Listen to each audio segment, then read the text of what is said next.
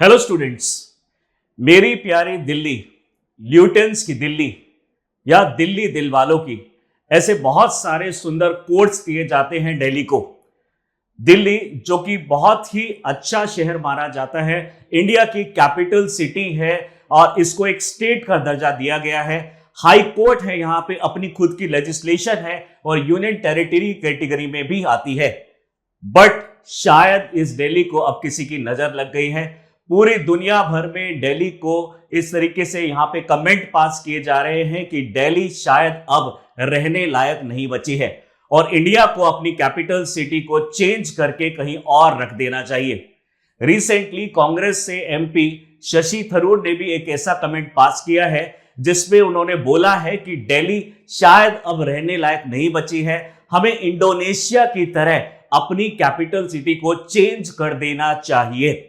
जी हां, आपको जानकारी के लिए बता दें, 2022 में इंडोनेशिया की लेजिस्लेशन ने एक नोटिफिकेशन जारी किया है जिसमें उन्होंने डिसाइड किया है कि वो अपनी कैपिटल को जकार्ता से चेंज करके नुसंतारा कर देंगे।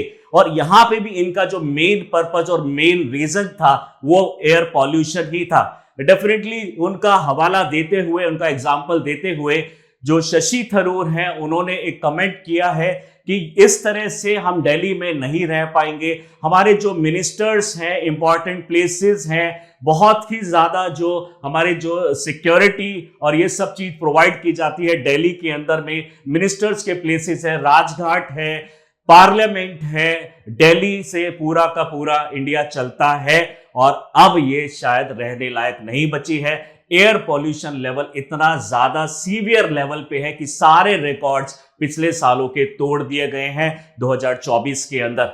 डेफिनेटली इस तरह के जो कमेंट है वो आना लाजमी है, क्योंकि कुछ सालों से हम देख पा रहे हैं कि जो दिल्ली का पॉल्यूशन है कम होने का नाम नहीं ले रहा, दिन पर दिन ये बढ़ता जा रहा है और स्पेशली विंटर के टाइम पे बहुत ही ज्यादा हमें पॉल्यूशन देखने को मिलता है, हेज देखने को मिलता है, फॉग देखने को मिलता है, फोटोकेमिकल स्मोक देखने को मिलता है और भी बहुत सारी एनवायरमेंटल इश्यूज जनरेट होते हैं इस पॉल्यूशन से। आइए आज इसी टॉपिक के ऊपर बात करते हैं कि क्या कमेंट हुआ है और क्या क्या पॉल्यूशन से रिलेटेड न्यूज रही हैं पिछले कुछ हफ्तों में और अभी रिसेंटली क्या क्या चेंजेस आए हैं दिल्ली के अंदर में, ग्रैप 4 क्या है और भी बहुत सारी चीजें जो दिल्ली गवर्नमेंट ने और जो सेंट्रल गवर्नमेंट ने मिलकर जो डिसीजंस लिए हैं दिल्ली के पॉल्यूशन को कम करने के लिए। आइए उस चीज को देखते हैं। सो स्टेटमेंट है, is Delhi becoming an uninhabited city, explain में उन्होंने बोला है। स्पेशली अगर हम बात करें शशि थरूर की, तो Shashi Tharoor asked if the capital deserve a new home, क्या कैपिटल एक नया होम डिजर्व करती है, क्या हमें अपनी कैपिटल को चेंज कर देना चाहिए। Delhi is perhaps going to become, if it has not already, an uninhabitable city for 2 different reasons. The winter pollution level peaks, यानी विंटर में पॉल्यूशन लेवल इतना ज्यादा हो जाता है और समर्स में जो हीट है वो इतनी ज्यादा हो जाती है, यानी विंटर में हम पॉल्यूशन से परेशान हैं और समर्स में हम हीट वेव से परेशान हैं। तो क्या अब हमें सिटी को यानी कैपिटल सिटी को ये चेंज कर देना चाहिए? क्या इसको पर्टिकुलर जो स्टेट का दर्जा मांग रहे हैं प्रेजेंट जो गवर्नमेंट है, क्या वो सही है? आइए इस चीज को और डिटेल में अभी समझते हैं।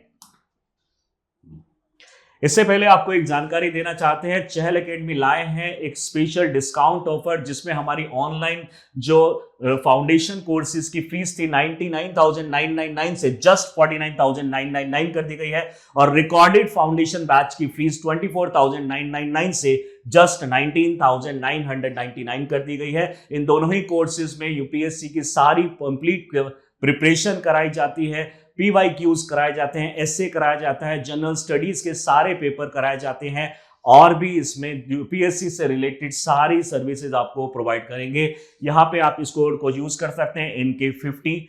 और ज्यादा जानकारी के लिए डिस्क्रिप्शन बॉक्स पे लिंक को क्लिक करके आप इंफॉर्मेशन गैदर कर सकते हैं। बात करते हैं पर्टिकुलर टॉपिक की, तो इस टॉपिक के अंदर में मेनली दिल्ली के पॉल्यूशन के ऊपर में ज्यादातर फोकस किया गया है। यहां पे शशि थरूर ने इस तरह का एक AQI लेवल अपने ट्विटर या फिर जिसको आज हम एक्सेस बोलते हैं उस पे एक तरीके से मेंशन किया है, जिसमें उन्होंने मेंशन किया है कि जो दिल्ली है वो वर्ल्ड की टॉप मोस्ट जो पॉल्यूटेड सिटीज हैं उसमें से फर्स्ट नंबर पे आता है।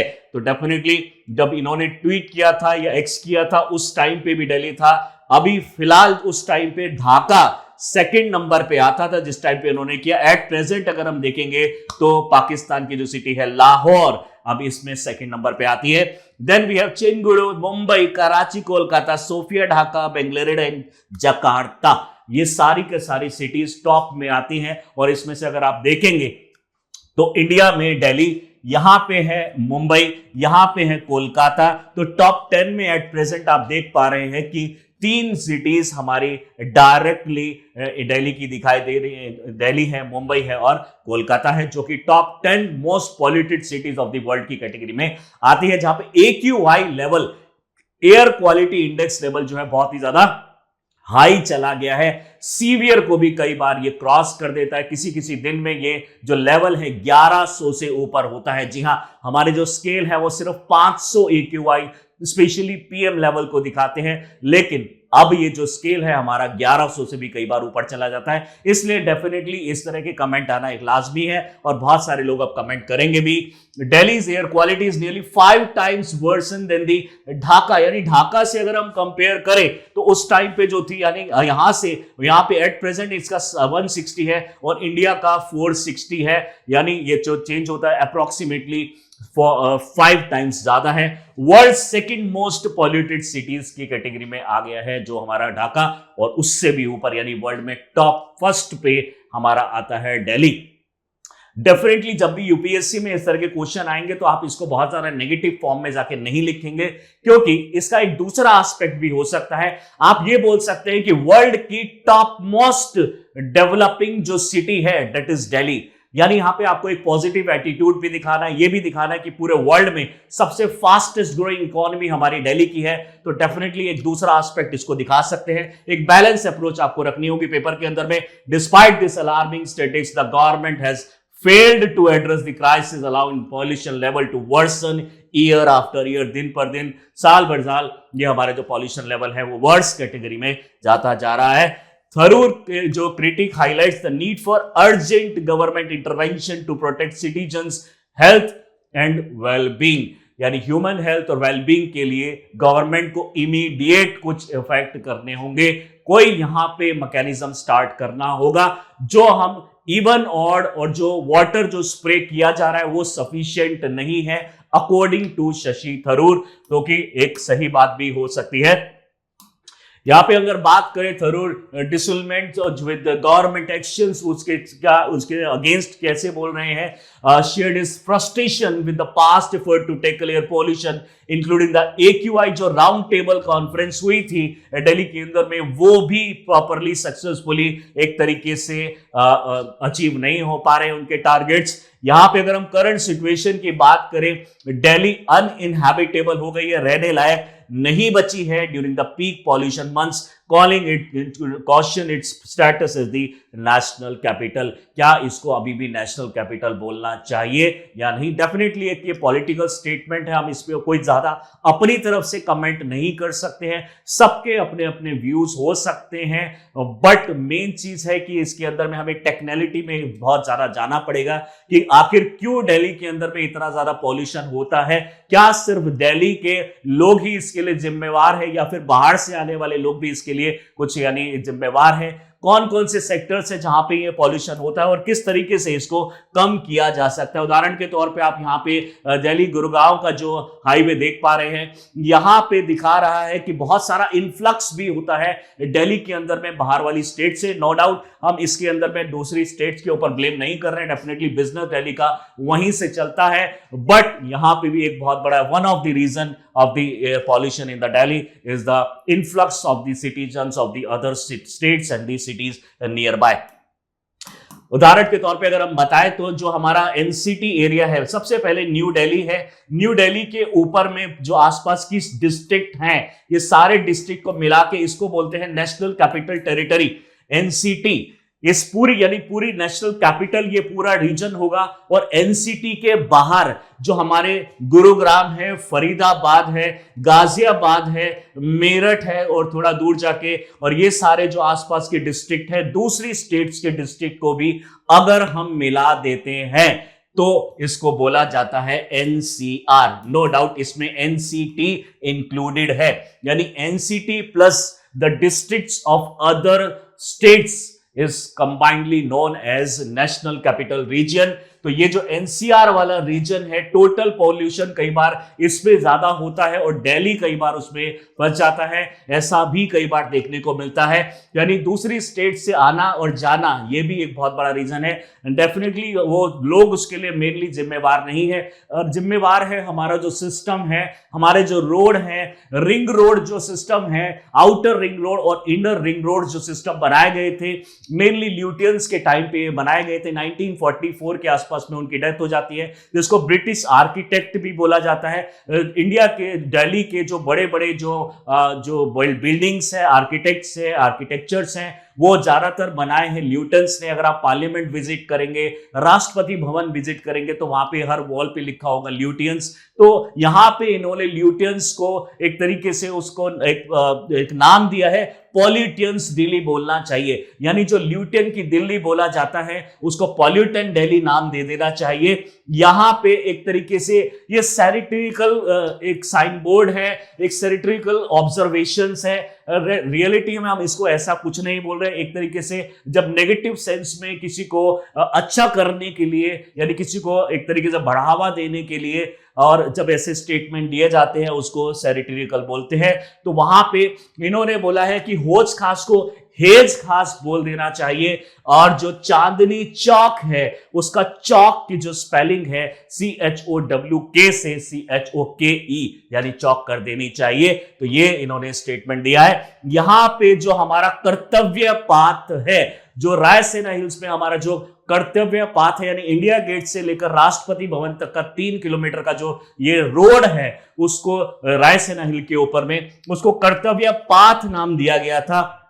लेकिन उन्होंने सेंट्रल गवर्नमेंट के ऊपर एक ब्लेम लगाते हुए बोला है कि इसका नाम भी हमें चेंज कर देना चाहिए, कर्तव्य पाथ से मर्तव्य पाथ इसको रख देना चाहिए तो ज्यादा बेटर रहेगा। Definitely this is a humorous effect, यानी यहां पे इन्होंने एक हंस के और सार्केज्म में इसको बोला है, बट जो भी बोला है कहीं ना कहीं इसके अंदर में यहां पे इनको सच्चाई दिख रही है, इसी वजह से यहां पे देख रहे हैं। Sharp critics of the government failure to address the worsening air quality crisis, और बहुत सारा पॉल्यूशन इंडिया में स्पेशली दिल्ली में बढ़ने की वजह से ऐसे कमेंट है ना आ रहे हैं। और अगर हम पुअर से सीवियर क्वालिटी में अगर देखें तो 2020 में 139 डेज ऐसे हुआ करते थे, सेटिस्फैक्टरी से लेकर मॉडरेट कैटेगरी में 222 दिन इस तरह के हुआ करते थे, और 5 दिन ही सिर्फ, यानी पूरे साल में सिर्फ 5 दिन ऐसे होते हैं दिल्ली के अंदर में जो गुड क्वालिटी के अंदर में होता है।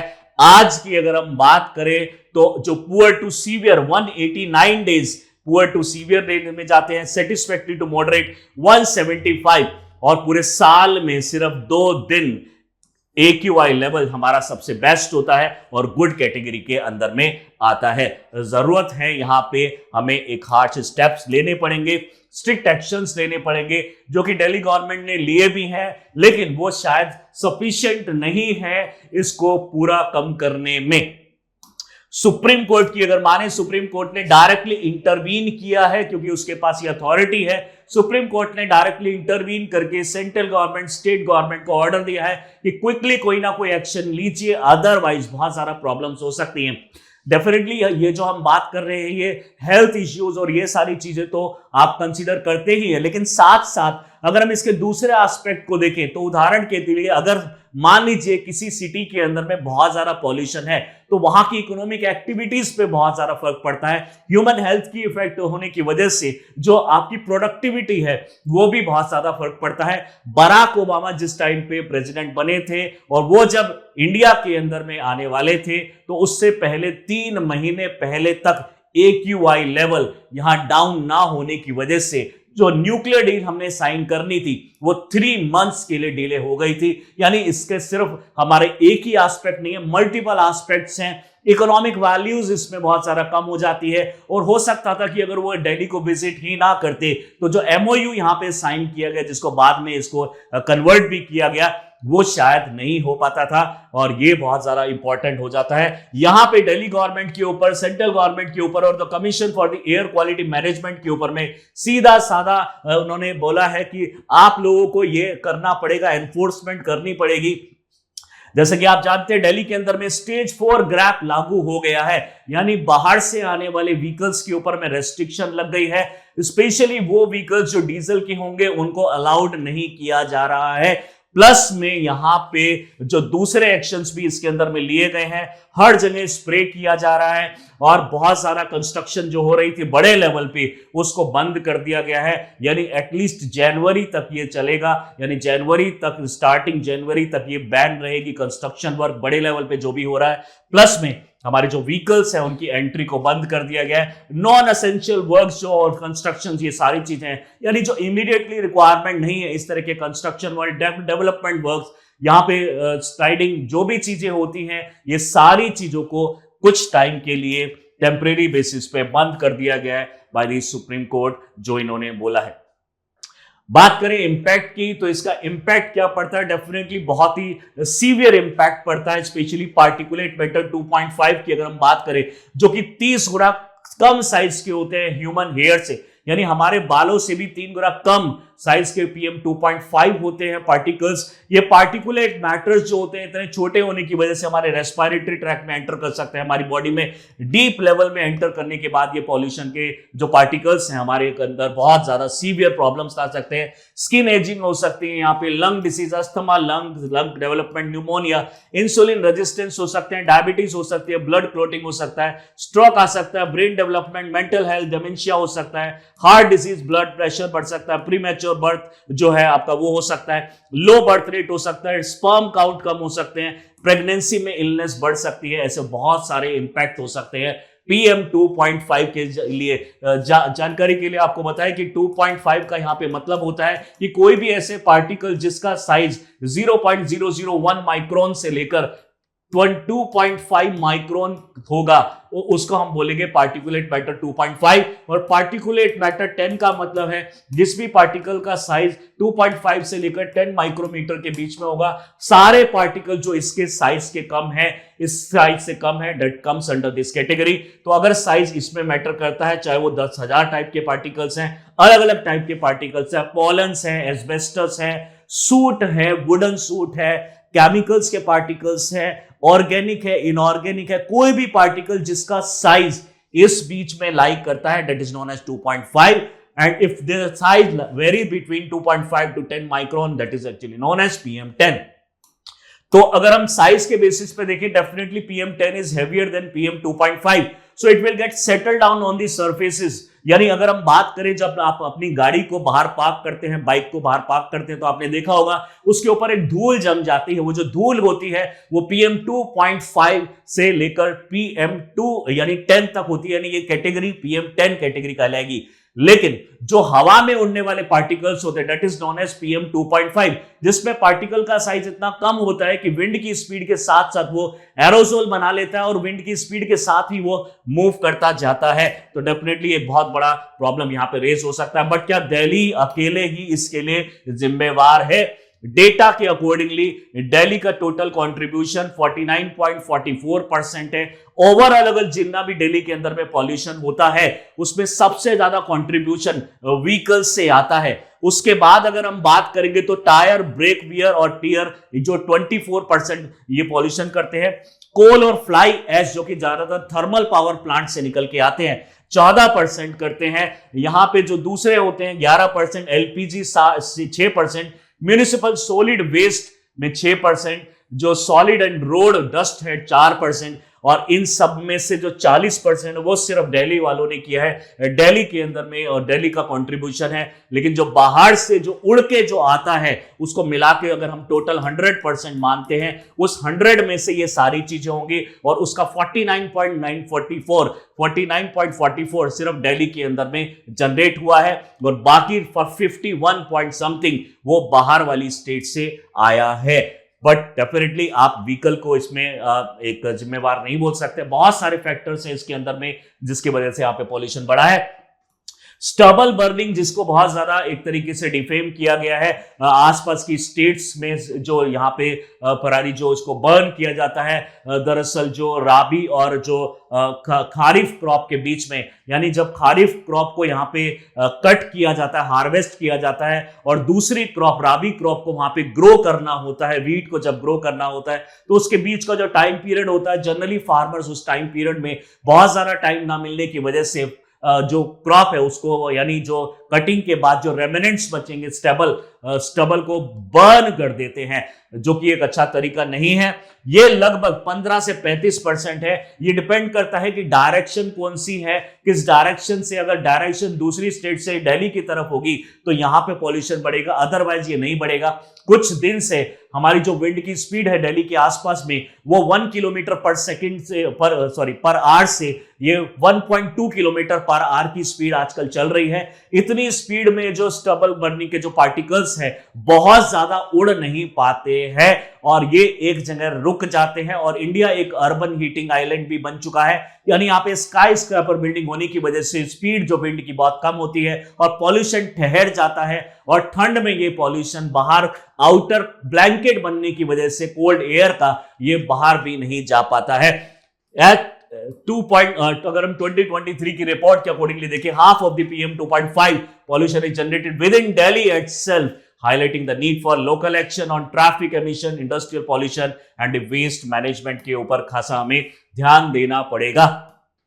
कोल्ड एयर इसको ट्रैप कर लेती है ग्राउंड के आसपास, while the lack of the wind and the rain exacerbate the situation, यानी विंड की, जैसा मैंने बताया, स्पीड कुछ दिनों से बहुत ज्यादा कम चल रही है, यानी एटलीस्ट इसकी जो स्पीड है 11-12 किलोमीटर पर आवर की स्पीड में ये पॉल्यूशन हटेगा यहां से। यानी अगर आप अभी कुछ टाइम से ये सिर्फ 1 से लेकर 1.2 किलोमीटर पर आवर की स्पीड है, इसमें पॉल्यूशन जल्दी से नहीं जाता है। रेन भी कई टाइम से नहीं हुई है। जनरली जो वेस्टर्न डिस्टर्बेंस होती थी नवंबर और दिसंबर के बीच में, वो भी इस बार नहीं हुई है, वो डिले हो गई है। लास्ट ईयर में ये जनवरी के एंड में आई थी, तो वो भी एक बहुत बड़ा रीजन है। या तो दिल्ली में अभी रेनफॉल हो जाए वेस्टर्न डिस्टर्बेंस की वजह से, तब यहां पे पॉल्यूशन कम हो सकता है, या फिर यहां पे विंड की स्पीड बढ़ जाए तब ये पॉल्यूशन कम हो सकता है। लेकिन विंड की स्पीड ज्यादातर गर्मियों में ज्यादा रहती है, सर्दियों में कम रहती है, तो ये एक बहुत बड़ा प्रॉब्लम यहां पे क्रिएट हो जाता है। Delhi experience a buildup of toxic pollutant including 2.5 leading to dangerous highly pollution level make the city nearly uninhabitable for 3 months at least each year, यानी हर साल 3 महीने एटलीस्ट ये कंडीशंस हमारे सामने रहती है। टेम्परेचर के बेसिस पे अगर हम देखेंगे तो कई बार क्या होता है, ये वार्म टेम्परेचर नीचे है और कूल टेम्परेचर ऊपर है, तो एक नॉर्मल कंडीशन है। लेकिन कई बार विंटर, स्पेशली विंटर की नाइट में क्या होता है, कोल्डर ऊपर आ जाता है, जिसकी वजह से जो वार्म एयर है वो बहुत ज्यादा ऊपर नहीं जा पाती है और नीचे बहुत ज्यादा कोल्ड आ जाती है। This is actually known as in geographical term temperature inversion, यानी जब हम ऊपर की तरफ जाए तो टेम्परेचर कम होना चाहिए, लेकिन अगर ऊपर की तरफ जा रहे टेम्परेचर बढ़ रहा है तो that is actually known as inversion. तो यहां पे आपको इन्वर्जन दिखाई दे रहा है, क्योंकि लैंड की स्पेसिफिक हीट जो होती है वो कम होती है। लैंड की स्पेसिफिक हीट कम होने की वजह से कम ही टाइम के अंदर में वो बहुत सारा ठंडा हो जाता है। ठंडा एयर जो है वो बहुत सारा ऊपर नहीं जा पाएगा, ऊपर ऑलरेडी वार्म एयर है, जो इन्होंने रात के 4:30 बजे के बाद में जो 5:32 तक के बीच में सिर्फ ये ऐसा प्रॉब्लम ज्यादा रेज होता है, क्योंकि सनलाइट जा चुकी है 4:30 बजे और 5:32 पे नई सनलाइट आएगी। इस 1 घंटे के टाइम पीरियड में सबसे ठंडा टाइम पीरियड होता है, जब पॉल्यूशन का टाइम भी बढ़ता है, और पॉल्यूशन इस टाइम पे बहुत ज्यादा बढ़ जाता है। 2019 की स्टडी के अकॉर्डिंगली अगर देखें, 1.67 मिलियन डेथ्स हुई हैं इंडिया में just because of the pollution. हर देश 10 में से 1 डेथ को रिलेट कराया जा सकता है पॉल्यूशन से। इंडिया में जो इंपैक्ट पड़ा है स्पेशली दिल्ली में वो सीवियर है, और the poorest communities suffer from this condition the most. यानी अगर हम बात करें तो पुअर जो है सबसे ज्यादा वल्नरेबल है, जो गरीब इंसान है वो सबसे ज्यादा वल्नरेबल है, उसी को सबसे ज्यादा पॉल्यूशन की मार पड़ती है। यानी पॉल्यूशन अगर होगा तो आप लोग अपने घर में रह सकते हैं, एसी के अंदर में रह सकते हैं, एयर प्यूरिफायर तक लगा सकते हैं, लेकिन गरीब आदमी इसको नहीं कर सकता, तो डेफिनेटली वो इंपैक्ट भी पड़ता है, यानी पुअर के ऊपर ज्यादा पड़ता है। हाउस होल्ड में अगर हम देखेंगे death rate attribute to air pollution, तो इंडिया में ओवरऑल 43.6 और दिल्ली में सिर्फ 0.4। अगर हम एम्बिएंट एयर यानी बाहर की एयर की अगर हम बात करें तो 85 यहां पे डेथ रेट है। इंडिया में ओवरऑल 70.4 है। एम्बिएंट ओजोन की अगर बात करें, जो ग्राउंड लेवल ओजोन है O3, उसकी वजह से 7 डेथ है। और इंडिया में ओवरऑल अगर हम देख रहे हैं तो 12.1 डेथ है। तो डेफिनेटली घर में बैठ के भी लोग सुरक्षित नहीं है, बाहर भी सुरक्षित नहीं है और ओजोन की वजह से भी सुरक्षित नहीं है। तो जो इंडिया का लेवल है उससे भी कई ज्यादा कई बार लेवल है, यानी 70 पूरे एवरेज है, हम दिल्ली का इससे भी ज्यादा है और यहां पे लगभग इसके आसपास है। बात अगर करें pollution disproportional impact on the poor, air pollution is not equally distributed, the poor marginalised pollution suffer more from the exposure to the toxic. उदाहरण के तौर पे अगर दो बच्चों को अगर हम कंसीडर करें, एक बच्चा जो है वो पुअर किसी एरिया में है और यानी अगर एक गरीब है और एक अमीर है, तो ये दोनों के अंदर भी अगर हम डिफरेंस देखते हैं तो जो अमीर होगा उसके अंदर में पॉल्यूशन का इंपैक्ट कम देखने को मिला है as compare to the poor child. यानी ये भी, यानी इन्होंने रिसर्च करके देखा तो इसमें पता चलता है कि यानी एक गरीबी एक बहुत बड़ा रीजन है इसके पीछे। यानी आप पॉल्यूशन अगर हो रहा है शायद उसको ना रोक पाए, लेकिन उससे बच सकते हैं अगर आपके पास पैसा हो। तो ये भी एक तरीके से हमारे फंडामेंटल राइट्स जो हैं उसके अगेंस्ट जाता है। यानी किसी पर्सन को एक हमें सिर्फ रिच होने के बेसिस पे पॉल्यूशन कम मिल रहा है और पुअर होने के बेसिस पे उसको पॉल्यूशन ज्यादा मिल रहा है। ये एक ड्यूटी भी है 48A के अंदर में आर्टिकल, और 51A जी के अंदर में भी जो एनवायरमेंट है वो प्रोटेक्ट करने की ड्यूटी बनती है हमारी गवर्नमेंट की। तो डेफिनेटली उनका एक फर्ज है, तो इन्हें निभाना भी चाहिए। शशि थरूर बोलते हैं कि ओल्ड इवन स्कीम लाना, वाटर स्प्रिंकल करना, मास्क पहन लेना एक लॉन्ग टर्म एक तरीके से तरीका नहीं है, इसको हमें चेंज करना पड़ेगा। दिल्ली एंड सेंट्रल गवर्नमेंट इसके लिए जिम्मेवार है। और Tharoor for political will and long term solution to address this public health emergency. उन्होंने बोला कि हमें कुछ लॉन्ग टर्म के लिए कुछ सोचना पड़ेगा, छोटे छोटे कॉन्फ्रेंस करके, ऐसी चीजों को इंप्लीमेंट करके, ग्रैब फोर्ड जैसी चीजों को इंप्लीमेंट करके आप इस पॉल्यूशन को नहीं रोक सकते हैं। दिल्ली के पॉल्यूशन को अगर हमें रोकना है तो कुछ बड़े बड़े कुछ स्टेप उठाने पड़ेंगे। टेम्परेरी मेजर जो है इनसफिशिएंट है। पब्लिक हेल्थ को इंश्योर करना पड़ेगा और इसको लिवेबल रहना पड़ेगा आगे आने वाली जनरेशन, ताकि अपने आप को हेल्दी महसूस करें, अपने आप को एक तरीके से सुरक्षित महसूस करें इस पर्टिकुलर बढ़ते हुए पॉल्यूशन में। एनवायरमेंटल पॉल्यूशन एक मोस्ट इंपॉर्टेंट टॉपिक बन गया है एनवायरमेंट में, specially for the UPSC point of view.